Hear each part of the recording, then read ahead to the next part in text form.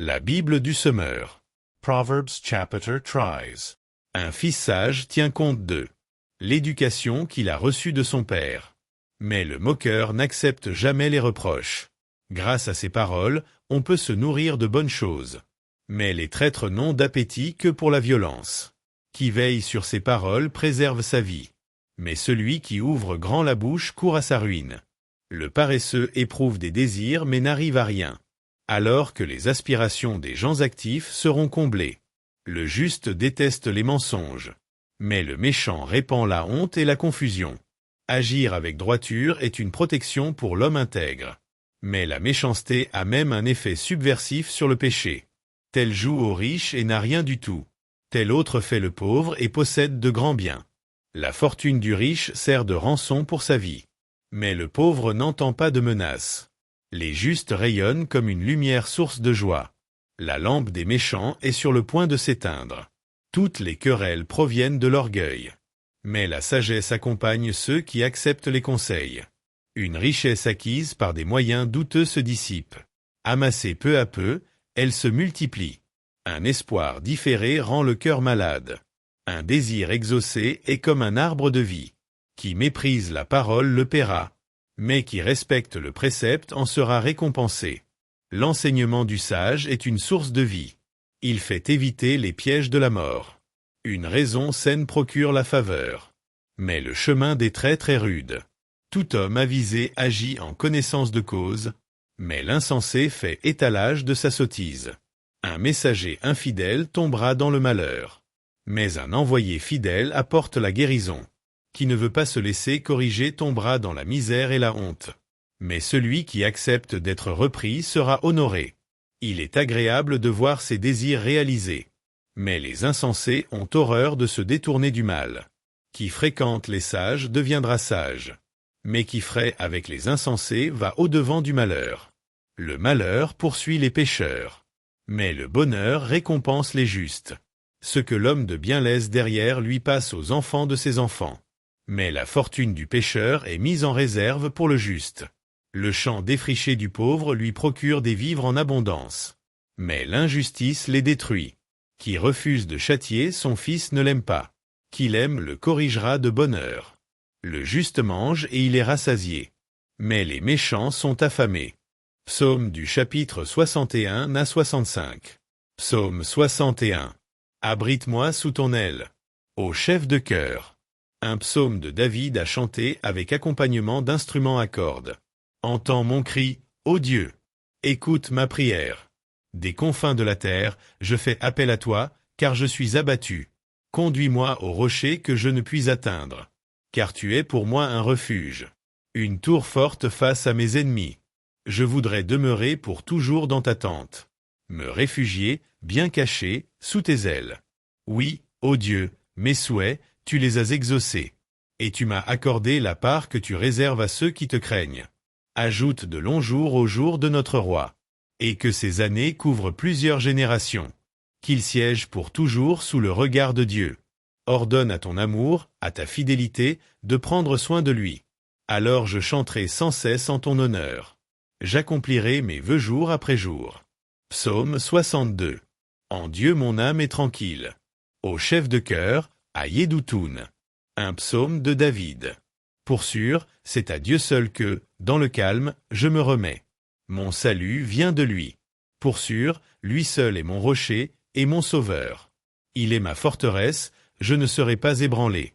Combien de temps encore allez-vous, tous ensemble, vous ruer sur un homme, pour chercher à l'abattre, comme un mur qui s'affaisse, ou comme une clôture qui cède à la poussée.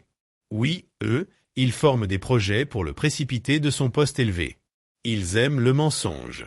De la bouche, ils bénissent. Mais du cœur, ils maudissent. Oui, remets-toi, mon âme, à Dieu seul, dans le calme.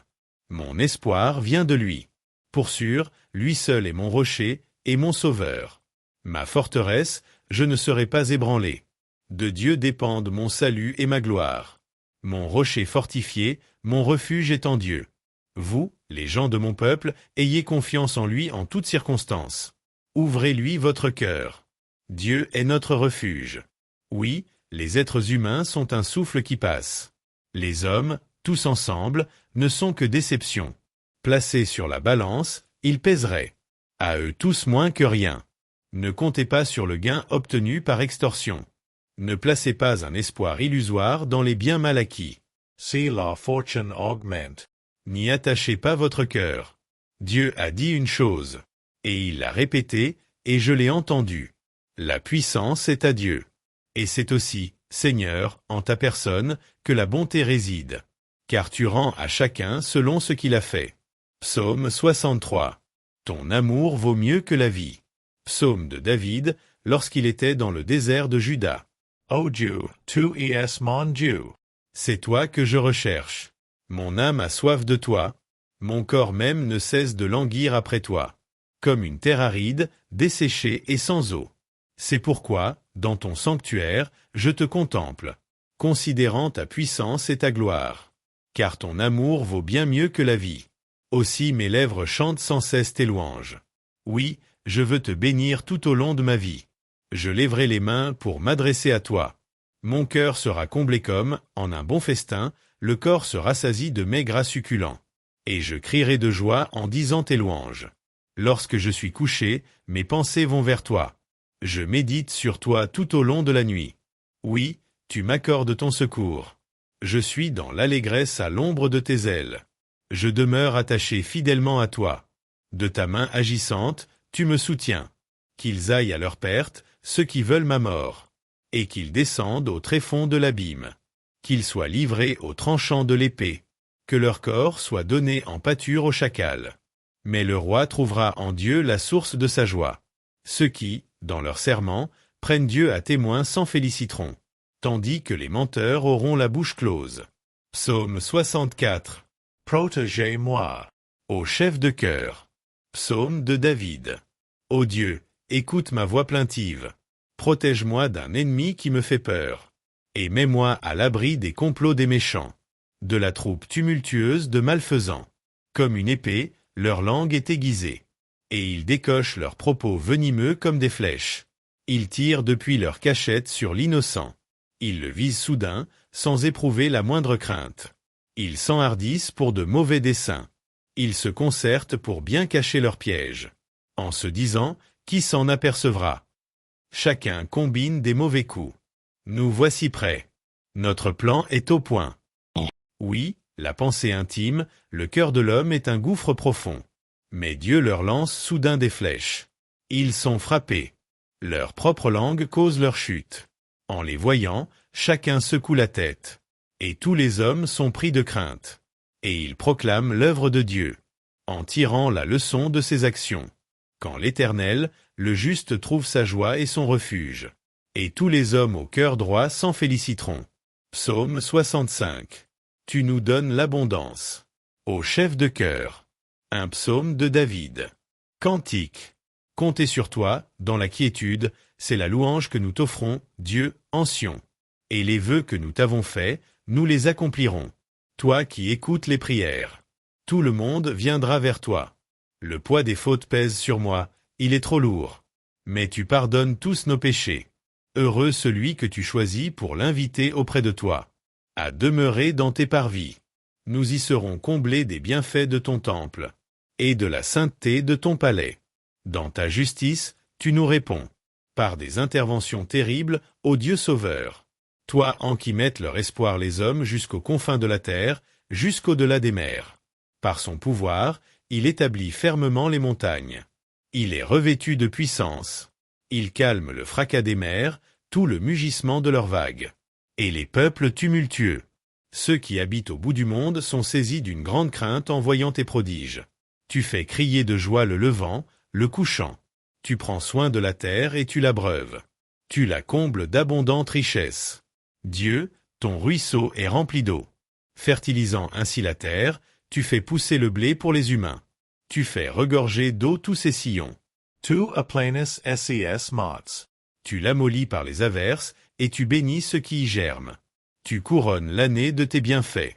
Et partout où tu passes, la terre est engraissée. Les pâturages des steppes ruissellent. Et les coteaux se revêtent de joie. Les prés se couvrent de moutons et de chèvres. Les vallées se drapent de blé. Tout chante et pousse des clameurs de joie. Jean chapitre 15 verset 1 au chapitre 16 verset 4. La vigne et les sarments. Moi, je suis le vrai plant de vigne et mon père est le vigneron. Tous les sarments, en moi, qui ne portent pas de fruits, il les coupe, et tous ceux qui en portent, il les purifie afin qu'ils produisent un fruit encore plus abondant. Vous aussi, vous avez déjà été purifiés grâce à la parole que je vous ai enseignée. Demeurez en moi, et moi je demeurerai en vous. Un sarment ne saurait porter du fruit tout seul, sans demeurer attaché au CEP. Il en est de même pour vous. Si vous ne demeurez pas en moi, vous ne pouvez porter aucun fruit. Je suis le CEP de la vigne, vous en êtes les sarments. Celui qui demeure en moi et en qui je demeure, portera du fruit en abondance, car sans moi, vous ne pouvez rien faire. Si quelqu'un ne demeure pas en moi, on le jette hors du vignoble, comme les sarments coupés. Ils se dessèchent, puis on les ramasse, on y met le feu et ils brûlent. Mais si vous demeurez en moi, et que mes paroles demeurent en vous, demandez ce que vous voudrez, vous l'obtiendrez. Si vous produisez du fruit en abondance et que vous prouvez ainsi que vous êtes vraiment mes disciples, mon Père sera glorifié aux yeux de tous. Comme le Père m'a toujours aimé, moi aussi je vous ai aimé, maintenez-vous donc dans mon amour. Si vous obéissez à mes commandements, vous demeurerez dans mon amour, tout comme moi-même j'ai obéi aux commandements de mon Père et je demeure dans son amour. Tout cela, je vous le dis pour que la joie qui est la mienne vous remplisse vous aussi, et qu'ainsi votre joie soit complète. Voici quel est mon commandement. Aimez-vous les uns les autres comme moi-même je vous ai aimé. Il n'y a pas de plus grand amour que de donner sa vie pour ses amis. Vous êtes mes amis, si vous faites ce que je vous commande. Je ne vous appelle plus serviteur, parce qu'un serviteur n'est pas mis au courant des affaires de son maître. Je vous appelle mes amis, parce que je vous ai fait part de tout ce que j'ai appris de mon Père. Ce n'est pas vous qui m'avez choisi. Non, c'est moi qui vous ai choisi. Je vous ai donné mission d'aller, de porter du fruit qui soit durable. Alors le Père vous accordera tout ce que vous lui demanderez en mon nom. Voici donc ce que je vous commande, aimez-vous les uns les autres. La haine du monde à l'égard des disciples. Si le monde a de la haine pour vous, sachez qu'il m'a haï avant vous. Si vous faisiez partie du monde, il vous aimerait parce que vous lui appartiendriez. Mais vous n'appartenez pas au monde parce que je vous ai choisi du milieu du monde, c'est pourquoi il vous poursuit de sa haine. Souvenez-vous de ce que je vous ai déjà dit, le serviteur n'est jamais plus grand que son maître. S'ils m'ont persécuté, ils vous persécuteront vous aussi. S'ils ont gardé mes paroles, ils garderont aussi les vôtres. Mais c'est à cause de moi qu'ils agiront ainsi, parce qu'ils ne connaissent pas celui qui m'a envoyé. Si je n'étais pas venu et si je ne leur avais pas parlé, ils ne seraient pas coupables, mais maintenant, leur péché est sans excuse. Celui qui a de la haine pour moi en a aussi pour mon Père. Si je n'avais pas accompli au milieu d'eux des œuvres que jamais personne d'autre n'a faites, ils ne seraient pas coupables. Mais maintenant, bien qu'ils les aient vus, ils continuent à nous haïr, et moi, et mon Père. Mais il fallait bien que s'accomplisse cette parole écrite dans leur loi, ils m'ont haï sans raison. Quand le défenseur en justice sera venu, celui que je vous enverrai d'auprès du Père, l'Esprit de vérité qui vient du Père, il rendra lui-même témoignage de moi. Et vous, à votre tour, vous serez mes témoins, parce que depuis le commencement vous avez été à mes côtés. Je vous ai dit tout cela pour que vous soyez préservés de toute chute. Car on vous exclura des synagogues, et même l'heure vient où tous ceux qui vous mettront à mort s'imagineront rendre un culte à Dieu. Ils en arriveront là parce qu'ils n'ont jamais connu ni mon Père ni moi. Je vous ai annoncé tout cela d'avance pour que, lorsque l'heure sera venue pour eux d'agir ainsi, vous vous rappeliez que je vous l'ai prédit. Je ne vous en ai pas parlé dès le début, parce que j'étais encore avec vous. Deuxième livre des Chroniques, chapitre 23. Joas devient roi. La 7e année, le prêtre Yehoyada s'arma de courage et fit venir les chefs des centaines. Azaria, fils de Jéroham, Ismaël, fils de Johanan, Azaria, fils d'Obed, Maséia, fils d'Adaya, et Élishaphat, fils de Zikri, et il fit un pacte avec eux. Les officiers parcoururent le royaume de Juda et rassemblèrent les Lévites de toutes les villes de Juda et les chefs des groupes familiaux d'Israël, puis ils revinrent avec eux à Jérusalem, et toute cette assemblée conclut une alliance avec le jeune roi dans le temple. Yehoyada leur dit, « Voici le fils du roi, il régnera conformément à la promesse que l'Éternel a faite au sujet des descendants de David. Voici ce que vous allez faire. Ce prochain sabbat, l'une de vos compagnies sera de service. En qualité de prêtre et de lévite, un tiers d'entre eux gardera les entrées, un autre tiers surveillera le palais royal, la 3e section se tiendra en faction à la porte de Yésod. Tout le peuple occupera le parvis du temple de l'Éternel. Personne ne doit pénétrer dans le temple de l'Éternel, excepté les prêtres et les lévites de service qui pourront y entrer puisqu'ils sont saints. Tout le monde doit respecter le rituel prescrit par l'Éternel. Les Lévites entoureront le roi de tous les côtés, chacun les armes à la main. Quiconque voudra forcer l'accès au temple sera mis à mort. Vous accompagnerez le roi dans toutes ses allées et venues. Les Lévites et tous les Judéens exécutèrent ponctuellement tous les ordres que le prêtre Yehoyada leur avait donnés. Ils prirent chacun leurs hommes, ceux qui commençaient leur service le jour du repos et ceux qui le terminaient ce jour-là, car le prêtre Yehoyada n'avait donné congé à aucune des classes de Lévites.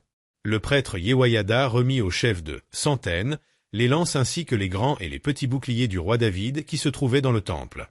Il posta tous les hommes en demi-cercle, chacun son javelot à la main, en demi-cercle devant l'édifice, depuis l'angle sud-est du temple jusqu'à l'angle nord-est, près de l'autel, de manière à entourer le roi. Alors on fit sortir le fils du roi, on plaça la couronne sur sa tête et on lui remit l'acte de l'alliance. On le sacra roi, Yehoyada et ses fils l'onirent d'huile et ils crièrent « Vive le roi !» La mort d'Athalie. Athalie entendit le bruit du peuple qui accourait et acclamait le roi. Elle vint au milieu de la foule au temple de l'Éternel, regarda et vit le roi qui se tenait debout sur son estrade à l'entrée du sanctuaire.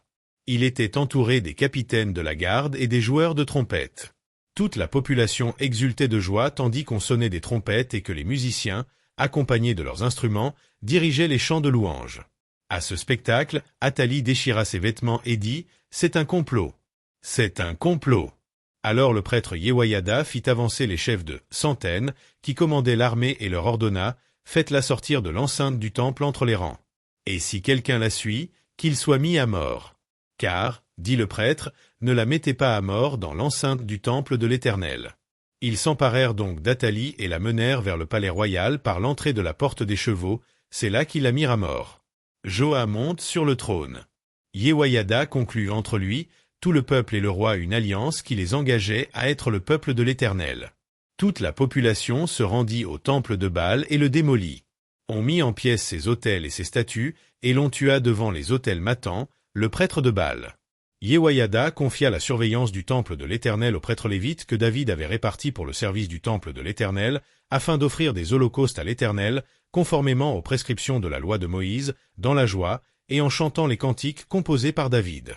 Il installa les portiers aux entrées du temple de l'Éternel pour en interdire l'entrée à toute personne rituellement impure, pour quelque raison que ce soit. Il rassembla les chefs de centaines, les notables, les dirigeants du peuple, ainsi que toute la population du pays, et il fit descendre le roi du temple au palais royal par la porte supérieure. On installa le roi sur le trône du royaume. Tout le peuple du pays était dans la joie, et le calme régnait dans la ville maintenant qu'on avait fait mourir Athalie. Psaume 80. Jusqu'à quand, Seigneur? Au chef de chœur, à chanter sur la mélodie des Lia de la loi. Psalm d'Asaph B. Ô berger d'Israël, tends vers moi ton oreille. Toi qui conduis Joseph comme un troupeau. Ô toi qui sièges entre les chérubins. Parais dans ta splendeur. Au regard d'Éphraïm, de Benjamin, de Manassé. Déploie ta force. Viens nous sauver. Ô Dieu, rétablis-nous. Montre-toi favorable, et nous serons sauvés. Ô Éternel, Dieu des armées célestes. Jusqu'à quand seras-tu en colère? En réponse aux prières que t'adresse ton peuple, tu le nourris d'un pain trempé de pleurs. Tu lui fais boire des larmes sans mesure. Tu fais de nous un brandon de discorde pour nos voisins. Et nos ennemis se moquent de nous. Dieu des armées célestes, rétablis-nous. Montre-toi favorable, et nous serons sauvés. Tu avais arraché de l'Égypte une vigne. Puis tu as chassé des peuplades, et tu l'as replantée. Tu avais déblayé le terrain devant elle. Et elle a pris racine profondément en terre, puis elle a rempli le pays. Son ombre couvrait les montagnes. Ses sarments ressemblaient aux plus grands cèdres. Elle étendait ses vrilles vers la mer. Et ses rejets allaient jusqu'à l'Euphrate. Pourquoi as-tu défoncé ses clôtures? Tous les passants viennent y grappiller. Le sanglier qui sort de la forêt la retourne en tous sens. Les animaux des champs viennent y pâturer. Dieu des armées célestes revient enfin. Jette un regard du haut du ciel et vois. Viens t'occuper de cette vigne. Viens protéger ce CEP que tu as toi-même planté. Ce rejeton que tu as fait grandir pour toi. On y a mis le feu, elle a été coupée.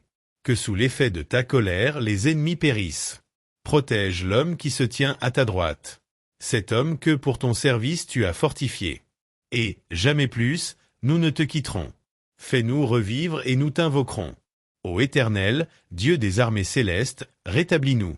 Montre-toi favorable, et nous serons sauvés.